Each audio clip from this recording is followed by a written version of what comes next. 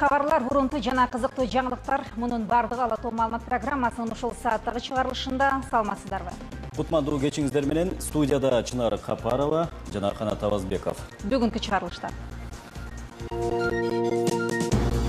ынтымактын, кечиримдүүлүктүн жана боорукерликтин айы бүгүн дүйнө мусулмандары үчүн ыйык орозо башталды. Таштандыдан кантип акча тапса болот? Бишкектеги Таштанды талаасындагы күндүк көмүскө акча 1,5 миллион сомду түзөбү?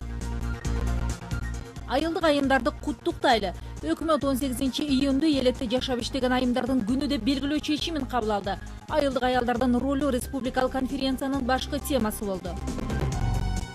Кыштын камын жайда көрөлү. Жер көчкүдөн жабыркаган Кыржол айылынын тургундары суук башталганча турак үй менен камсыздалат. Мындай милдетти президент министр Бороновго жүктөдү.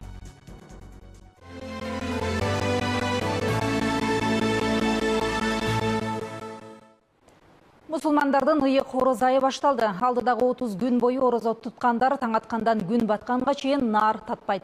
Быйыл орозонун бир күндүк мөөнөтү 18 саат 48 мүнөт. Орозо айт болсо айнамага жараша аныкталат. Албетте майрамды так күнү ал жакындаганда гана кабар берилет. Муфтият ченеген садака киши башына буудай менен 40 сом, ун менен 52 сом, арпа менен 64, мейзден 320 сом, курма 480 сомдон болот. Чоолган каражаттар кайрымдуулук фонддору аркылуу муктаж адамдарга берилет. Быйылкы орозонун өзгөчөлүгү эми жыл ысык убакытка туш келет. Ошон үчүн бардык орозо кармай турган бардык мусулмандарга сабыр кылып, чыдап алардын парзын аткарууга чакырабыз. Бир эле ошол тамак ичүүдөн тыйылуу эмес, ошол эле мезгилде ошол жаман сөздөрдөн, ушак, ошол гыйбат деген нерселерден дагы сактаныш керек. Өлкө башчы Алмазбек Атамбаев кыргызстандыктарды ыйык орозо айынын башталышы менен куттуктады. Анда орозо тынчтыкка, сабырдуулукка жана ынтымакка чакырары айтылат. Кадырман мекендештер, урматтуу Кыргызстандын мусулмандары, кеңпейилдүүлүк менен кечиримдүүлүк, береке менен жакшылык айы болгон орозода кирип келди. Бул күндөрдү ар бир мусулман баласы чын пейилден күтөт эмеспи? Ыйык орозо айында ар бир инсан күнүмдүк түйшүктөрдөн, көр оокаттан башты жыйып, улуу жаратканга тобо келтирет. Күндөр мааниси жок текке кетип жаткан жокпу? Башкаларга жакшылыгым, меримим тийдиби деп өмүрдүн маңызы тууралуу ойлонушу зарыл. Орозо барыбызды тынчтыкка, сабырдуулукка жана ынтымакка үндөйт. Жакшы жүрүлгөлөргө, боорукерликке жана тазаланууга жол ачат. Кымбаттуу мекендештерим, ыйык айда сиздердин асыл тилектер, улуу максаттар кабыл болушун чын жүрөктөн каалайм. Сүйүктүү Кыргызстаныбызда бейпилдик, беримдик, бакубатчылык өкүм сүрсүн. Ар бириңизге аманчылык каалаймын. Орозобуз кабыл болсун. Бүгүн президент Алмазбек Атамбаев өзгөчө кырдаалдар министри Кубатбек Бороновду кабыл алды. Жолугушууда мамлекет башчыга өзгөчө кырдаалдардын кесепеттерин жоюу боюнча, тактап айтканда Баткен, Ош, Жалал-Абад, Талас жана Чүй облустарында, ошондой эле Бишкек шаарында мекеменин жүргүзүп жаткан иштери туурасында маалымат берилди. Президент министрге өлкөдө болуп өткөн жаратылыш кесепеттерин жоюу боюнча аракеттерди, ошондой эле калыбына келтирүү иштеринин жүрүшүн жеке өзү көзөмөлгө алгандыгын айтып, адамдардын өмүрүн коргоону жана коопсуздугун камсыз кылууну, авариялык куткаруу кызматтарынын ишенимдүү иштешине жетишүүгө бардык чараларды көрүүгө милдеттендирди.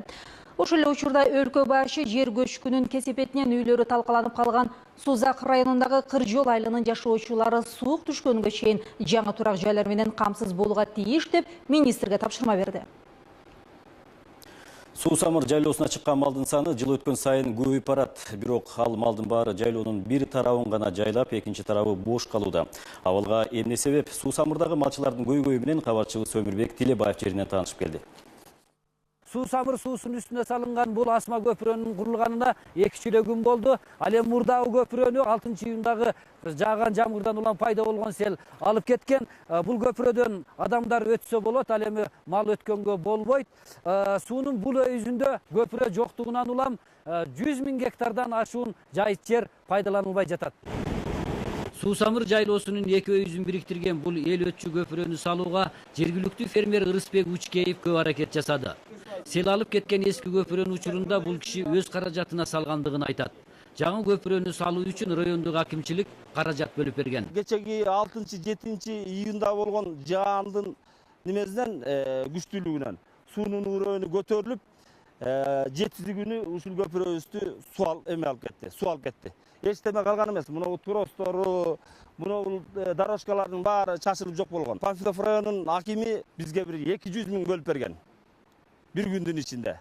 Ошол 200 000 сомду алып келип, азыр биз 3 күндүн ичинде баягы бул көпүрөнү кайра ичке салып койдук. Суу самыр жайлоосуна жалгыз эле Чүй облусунун малчылары эмес, Талас жана Жалал Абад облусунун малчылары да чыгат. Суу самыр суусунан өтө турган чоң көпүрөнүн жоктугу малчылардын баарын жайлоонун бир тарабына жайгаштырып, жайыт талашкан чыр-чатактарды пайда кылууда. Союз кезинде суу самыр суусуна машина менен өтө турган чоң көпүрө болгон. Бирок ал союз тараган учурда кароосуз калып, көп өтпөй темир ташыгандар бузуп жарып алып кетишкен. Эми эки ортодо карапайым эл кыйналып жатат. Эмдиги жылга пландаштырып атабыз, мына премьер-министрибиз да колдоп атат аны.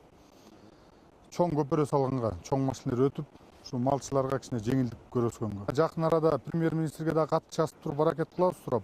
Андан тышкарыда жана Арис деген организация проектке киришкенге аракет кылып атабыз. Жайыттарды пайдалануудан өткөн жылы мамлекеттин казынасына 130 миллион сом акча түшкөн.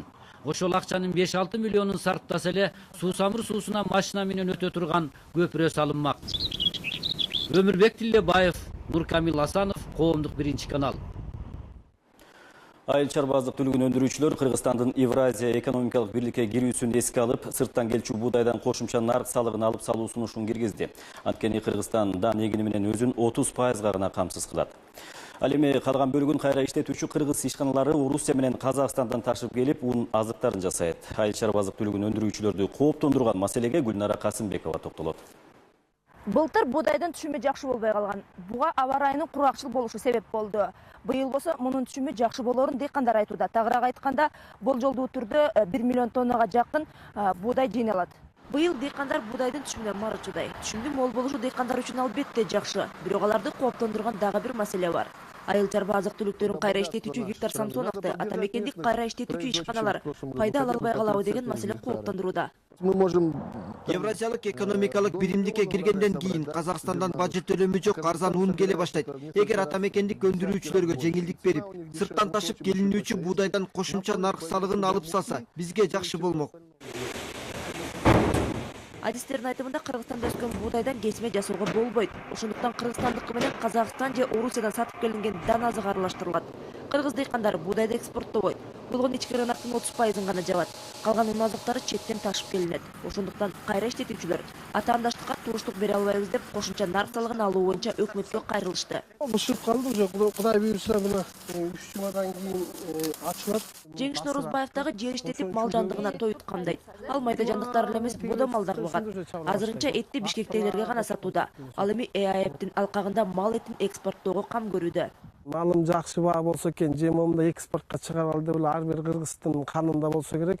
Мен деле баягы Кыргызстандын баягы этибиз таза болгондуктан жөн эле баягы иш жүзүндө эле жакшы дей бербестен экспортко дагы чыгарып, ошонун баягы чет мамлекетке да даамын ошол ооз тийгизсем деген оюм бар да.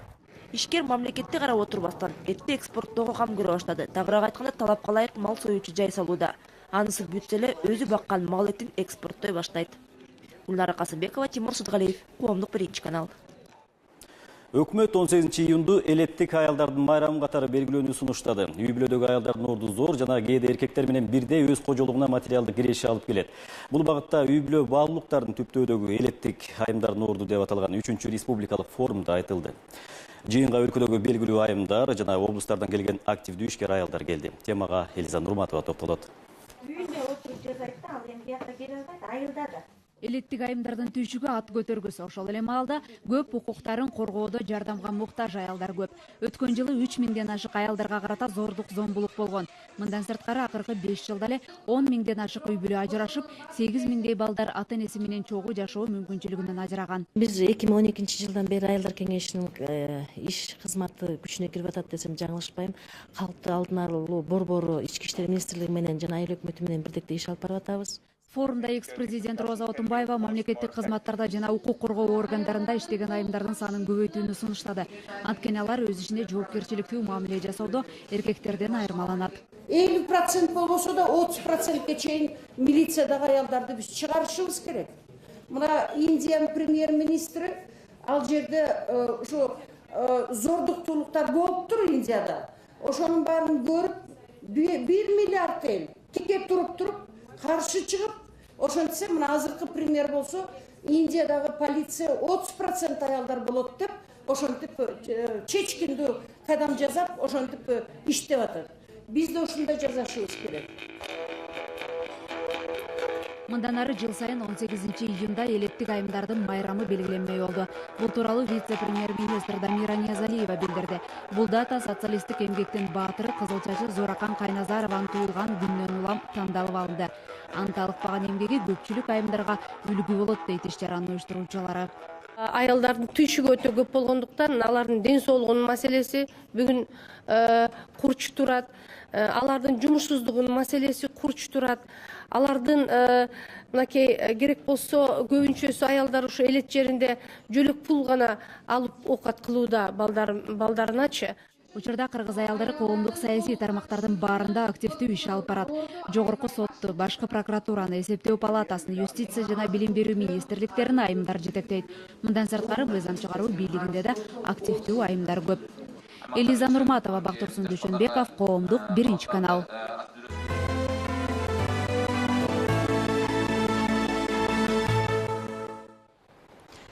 Жогорку кеңеш эсептөө палатасынын былтыркы жылда аткарган иши боюнча маалыматын жактырды. Ошондой эле саламаттык сактоо боюнча өкмөттүк саат угулуп, үй-бүлө кодексине өзгөртүү киргизүү жана аскер кызматкерлерин пенсия менен камсыздоону шарттаган мыйзам долбоорлору жактырылды. Парламент олтурумунан кабарчыбыз Бурлай Пусурманкулованын кийинки материалы. Жогорку кеңештин отуруму жаңы депутат Алмазбек Абытовдун ант берүүсү менен башталды. Ал Ата журт фракциясына Конституциялык палатанын судьялыгына кеткен Курмантай Абдиевдин ордуна келди. Абытов буга чейин парламенттин аппаратында иштеген. Өз милдеттеримди бүткүл элдин кызыкчылыгына аткарууга, кыргыз мамлекетинин эгемендигин жана көз карандысыздыгын коргоого ант беремин. Күн тартибине 30 маселе коюлган. Алар аскер, прокуратура кызматкерлерин пенсия менен камсыздоо, үй-бүлө кодекси, балдардын ден соолугу, эсептөө палатасынын былтыркы жылдагы аткарган иштери тууралуу маалыматы.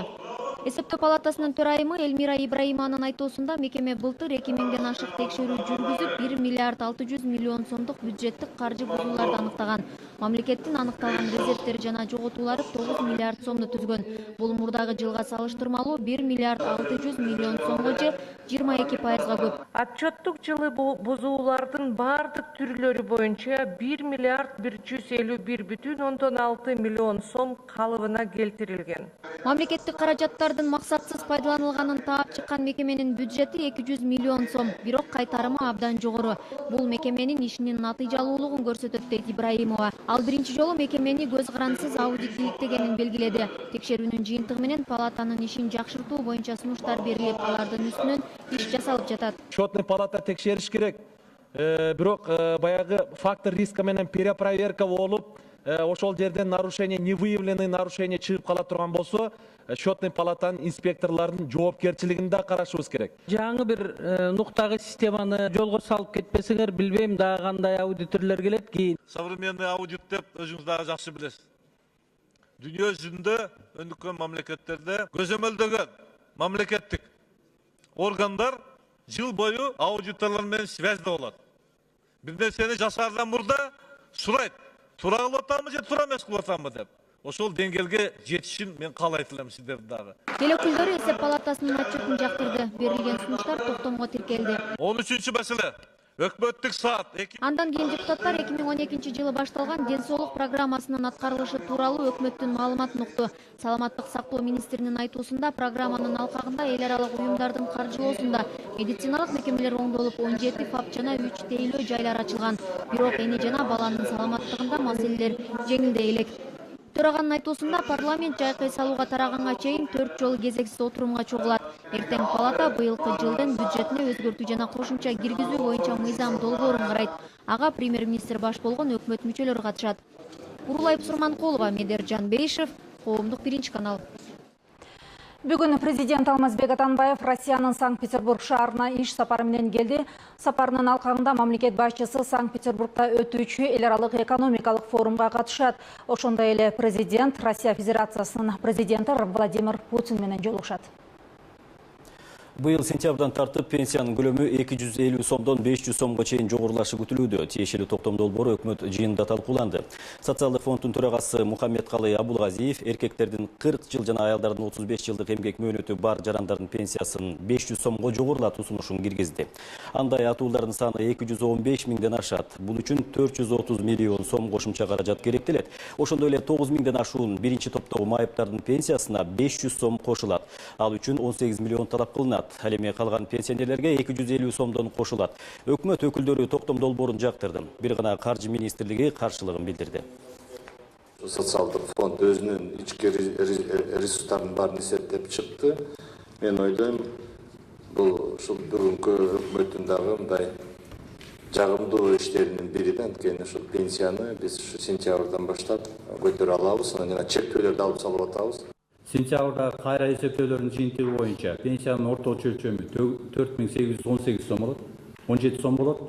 Жыл башына салыштырганда 105,16% өсөт деп атабыз. Бирок биз жанагы 3 ыкма менен кошкондо кээ бирлердики 135%га чейин өзүнүн пенсиясы көтөрүлөт. Бишкектин Таштанды талаасы кирешелүү бизнеске айланды. Тиешелүү кызматкерлердин билдирүүсүндө акыр чикир үйүлгөн дөңсөөлөрдө күнүнө көмүскө 600 миң сом акча айланат. Таштанды төгүүчү жайды кылмыш топторунун мүчөлөрү жана башка дагы адамдар көзөмөлгө алып, алган эмес бөлүп алышкандыгы дагы маалым болду. Акыр чикирден кантип пайда көрсө болот? Кабарчыбыз Уланбек Дейханбаев иликтеп көрдү. Бишкектен чыккан таштандылардан дагы акча жасаса болот. Айрым адамдар таштанды төгүүчү жайларды аңтарып, темир тезек, желим айнек бөтөлкөлөрдү, кагаздарды жана башка нерселерди чогултуп, сатып пайда көрөт. Бирок бул бизнестин үстүнөн дагы көзөмөлдөгөн адамдар бар. Жүздөгөн адам күн сайын таштанды ылгап, кайра иштетилүүчү буюм тайымдарды чогултат. Бул жайда көп нерсе бар. Алардын ар биринин баасы бычылган. Сатса акча болуп берет. Упаковканы 14 сомдон алат. Мисалы үчүн 10 кило чыкса 140 сом болот. Кагаз болсо 4 сомдон алат. Муну болсо мисалы үчүн 50 кило терсең араң 160-240 сом болот ошо. Бөтөлканы болсо арпаны 3 сомдон алат, винонуку 1 сомдон. Ар кандай эми өздөрүнүн каалаган ценасын коюп алышат да. Ошондо күнүнө канча сом табасыңар болжол менен? Мисалы үчүн тапсам 600 сом, 700 сом табам. Жалгыз иштегенде, бала чакам менен иштегенде 1,5 чейин табабыз. Ордо калаага караштуу Таштанды талаасында 6 миллион тоннадан ашык акыр чикир бар. Дөңсөөлөрдү жанаша орун алган конуштун жашоочулары менен үй жайсыз адамдар байырлайт. Баары тең ыплас ишти жасап, тапканын сатып жан багат. Чындыгында пайда башкалардын капчыгын толтурат. Мындан 10 жыл мурда жоон топ адам Таштанды талаасын 4кө бөлүп алган. Кичи райондон келген таштандылар кирешелүү. Ал эми жаңы конуштан чогулганы начар деп эсептелет. Бизнестен жакшы. Бул айым Таштандыдан тапкан табылгаларынын баарын төмөн баа менен алып, киреше табат. 5 квартирам бар, квартирантым бар. Кирпичный завод иштеп, анын биринчи этажын бүт мен алып алганмын. Тракторым бар. Өкмөткө бузулуп калганда мен быйыл арендага бердим. Эмеге, государствого арендага берип, жардам берип, азыр бир поляда мен тракторум иштеп атат. Үйүлгөн таштандыны дүңүнөн сатып алгандар акыр чикирди кайра сатып күнүнө $7,000 жакын пайда көрөт. Алар тынч иштөө максатында тапканын кылмыш мүчөлөрү менен бөлүшөөрүн айтат. Көп маалыматтарды Бишкек санитардык полигонунун жаңы дайындалган директору ачыкка чыгарды. Свалканын тегерегинде чоң бизнес бар экен, элдин баарына маалым болуш керек. Такталбаган маалыматтар боюнча күнүнө 600 миң сомдук оборот бар деп айтып жүрүшөт. Менчик компанияларга берип койсок, алар сорттоп бизге жакшы акча түшүрө турган пландары бар деген айткан маалдан баштап тоскоолдуктар башталды. Бишкек мэриясы Таштанды кайра иштетүүчү завод кура албай келет. Акыр чикирден арылуу маселеси дала ирет көтөрүлүп, азыркы күнгө чейин майнак чыга элек. Уланбек Дейханбаев, Тимур Сыдыгалиев, Коомдук биринчи канал.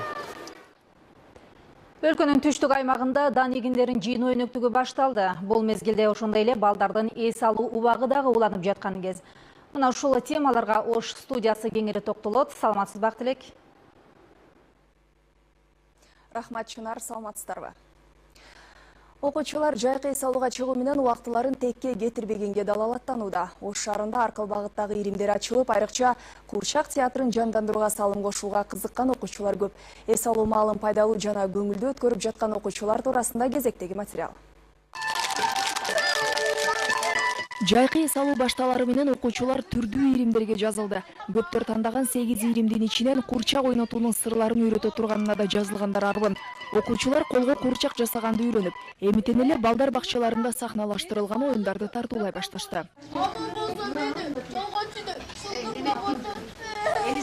Иримдин жетекчиси менен кошо окуучулар драматург Кадырбек Калыковдун «Бир көчөнүн балдары» пьесасынан достук алмасы спектаклин иштеп чыгышкан. Негизги максат достук жана ынтымакты чыңдоо.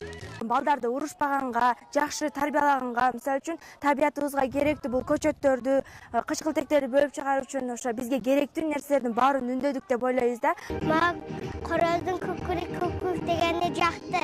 Азыр Курчак театрынын жамааты балалыкты уурдатпайлы аттуу чыгарманын сахналаштыруунун үстүндө иштеп жатышат. Анда окуучулар кароосуз калган балдарды коргоого үндөйт. Таланттуу жаштар Курчак театры менен келечек муунду туура тарбиялоону максат кылууда. Эгерде биз балдарды кичинекей кезинен көркөм китеп, көркөм адабияттарды окууга, спектакль көрүүгө, концерттерди көрүүгө чакырсак, мен ойлойм ошол бала маданияттуу бала болот деп ойлойм. Ал эми биздин мамлекетибизде маданият жаш муунду тарбияласак, бул чоң ийгиликтерге жетишебиз. Жайкы эс алуу учурунда курчак ойнотуучулар Ош облусунун алыскы райондоруна чейин барып, балдарга жаңы чыгармаларды тартуулап келүүнү пландап жатышат. Алардын арасында Курчак театрында биротоло калабыз дегендер да бар. Актиле Гүлжибек кызы, Шаршен Шайымкулов, Коомдук 1-канал, Ош. Кадамжай районунда кылкандуу дан эгиндерин оруп жиноо өнөктүгү башталды. Ага айыл чарба жана суу чарба министри Талайбек Айдаралиев катышты. Бул жолу аймактагы үрөнчүлүк чарбалары дан эгиндеринин жогорку сортторун себишкен. Айыл чарба министри Кадамжай районундагы бир катар айдоо жерлер жана тамчылатып сугаруу багытындагы иштер менен таанышты. Кадамжай районундагы үрөнчүлүк чарбанын дыйкандары быйыл 13 гектар жерге жогорку сорттогу буудай себишкен. Аба ырайы жакшы болуп, түшүм ойдогудай болду дешет. Үрөн айыл чарба министрлиги тарабынан алынып келингендиктен, мындан ары анын түшүмдүүлүгүн көбөйтүп, район аймагындагы дыйкандарга таратат. Өңгөн үрөндү өндүрүп, тазалап, кондиционерге жеткизип, керектүү кепилдерин толуктуруп туруп, ошол эмеге элге жеткизебиз. Анан кээ бир жакыр үй-бүлөлөргө, башка жерлерге эмеге жардам катарында беребиз. Бул күнү бышып жетилген буудайды оруп жыйноого алгачкы жолу комбайн түштү. Быйыл Баткен облусунун аймагында 26 000 гектар жерге дан эгиндери себилген. Аны оруп жыйноого 47 комбайн даяр. Оруу жыйуу кампаниясына Кыргызстанда старт берилди деп мен официально айтып койсом болот да. Негизинен түшүмдүүлүгүнүн бул жерде мына азыкка карап көрсөк, биологически 35-40 центнердин тегерегинде болчудай. Айыл чарба тармагын иштеген биздин структуралар биргелешип кылган иштин негизинде мына түшүм бар жакшы болчудай болчу. Түшүмгө береке дейбиз. Айыл чарба министри Калмион айылындагы помидор өстүрүүчү Күнөскана менен да таанышты. Бул жерде помидорлор тамчылатып суугарылат. Ар бир түп помидор үчүн күн алыс 2 литр суу керектелет. Дыйкандын айтуусунда тамчылатып суугаруу бир топ жеңил. Жөн эле куйдук эдик. Куйганда анча эле болбойт экен. Акыры барып тамчылатмай өттүк, мына тамчылатпай. Асан жолдо өтүп алдык биз азыр. Жакшы ачышың менен бардыгы бирдей суугарыла берет. Калмион айылында өрүк көчөттөрүндө тамчылатып суугаруу ыкмасына өтүшкөн. Айылдагы фермердик чарбанын бири быйыл 100 түп өрүк, 60 түп алма көчөтүн отургузган. Аймакта суга суу жетишсиз болгондуктан тамчылатып суугаруу ыкмасы кенен жайылууда. Бул жылы дыйкан чарба башчысы 2 гектарга жакын жерди өздөштүргөн. Жерди үнөмдүү пайдалануу максатында жаш көчөттөрдүн ортосундагы боштукка дарбыз айдашкан. Эми мурда колдонуп көргөн эмес капиямен решение. Анан шлангаларды бүт жаткырып, ушул турган система менен 1,5 гектар бак. 2 жол суу ичет. 2 жол жеткен болду. Ар бир көчөттүн астына 10 литр суу туура келет эле. Ошондой болду. Анан карасак, бизде ал нерсе системадагы суу уже эконом боло баштады да. Бир эле эмек калбай, аны ойлоп отургандан давай дедик, арасына дарбыз эгебиз дедик. Дарбыз эгебиз, бул биздин быйылкы жылкы кирешебиз болуп калсын. Кыргызстан ЭАЭПке кошулуусу менен Баткен облусундагы дыйкандар айыл чарба азыктарын көп өстүрө баштады. Дан эгиндерин жыйнап алгандан кийин экинчи эгинди себип, сууну үнөмдөп тамчылатып суугарууну өздөштүрүүдө. Медер Ниязали, Өрсбек Мазайтуулу, Коомдук 1-канал, Баткен облусу. Эми сөз кезеги Бишкек студиясында кесиптештер. Рахмат, программабызды уланта берсек. Хакасияда 14 мамлекеттен келген 24 катышуучунун ичинен баш байгеге Кыргызстандан барган Адилет Азимов татыктуу болду. 4-чү эл аралык Отыры 2015 фестиваль сынагы Хакасияда өткөрүлдү. Кыргызстандын атынан калыстар курамына кирген эмгек сиңирген артист Айчүрөк Иманалиева болду.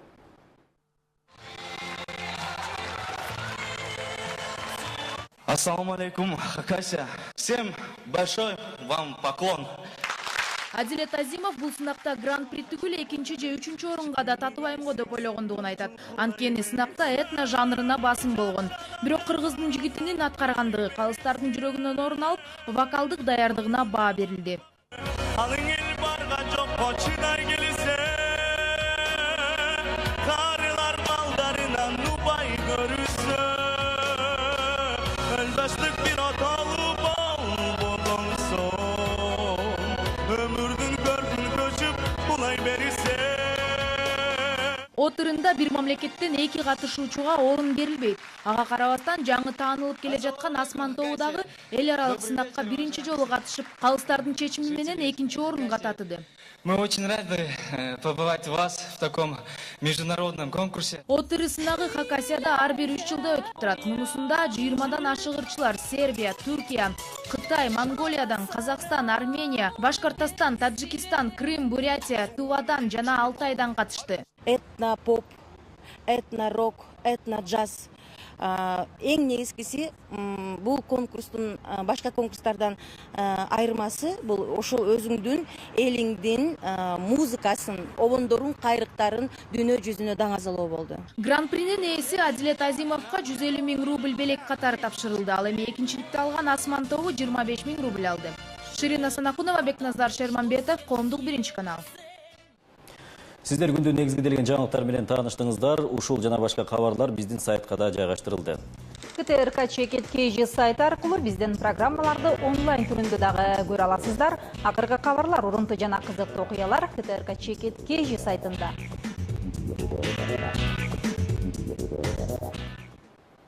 Көңүл бурганыңыздарга рахмат. Саламат болуңуздар. Саламат болуңуздар.